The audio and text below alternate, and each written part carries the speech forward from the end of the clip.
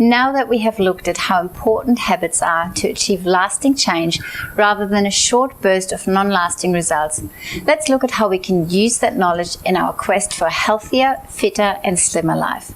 I want to start with a provocative statement. Habits themselves are neither good nor bad. They just are. Only when you put context around the habit will the habit work for you or against you. Think about it for a second. All habits are created with good intentions and provide a benefit to you. Except that benefit may not be aligned with the results you're looking for. In other words, bad habits address certain needs in your life. For example, having a glass of wine at night may help you have fun and be relaxed. But if you want to reduce inflammation, the habit of drinking alcohol at night may be the reason you find it hard to achieve your goal. This is why it's better to replace your bad habits with healthier behavior that address the same need or benefit. That's why just not doing it anymore is unlikely to be successful. Let's look at the anatomy of a habit to understand how we can put that into action. According to the author of The Power of Habit, Charles Duhigg, a habit always consists of a loop with 3 parts: a trigger or a cue, a routine, and a reward. The positive reward is the benefit or purpose of the habit. It's at the end of the habit loop and is what will make us repeat the behavior. This repetition is what solidifies the neural pathways in our brain and creates habits, as discussed in Chapter 1 of Module 2.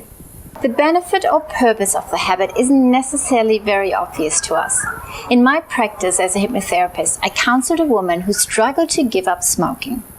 Only after some work did we find out that smoking was the only time she stopped, had a break, and did something for herself. Only after she realized this was she able to stop smoking by making time in other ways to stop and take a break. Which brings us to the next part of the habit, the routine. In order to change a habit, we must find a new routine that still has the same reward but is aligned with our goals. In the case of my client, she would pre-plan breaks to do mini meditations during her day. For 5 minutes, she would leave the room, sit down quietly, close her eyes, and focus on her breath. The third, but probably most important part of the loop is the trigger or the cue. You can't always change the trigger or the cue, but sometimes you can. For example, if boredom or stress is your trigger, it's hard to change because it's highly likely that at some stage you get bored or feel stressed. Some other triggers may be easier to manipulate. For example, having bad food or alcohol visible or at all at home can trigger your cravings to eat or drink. On a positive note, you can design certain cues to remind you to do something. Maybe you have your gym gear and running shoes laid out at night, so you're reminded to go exercising as soon as you wake up in the morning. So what can you do to change bad habits and make them good habits? First, identify the habit that you want to change.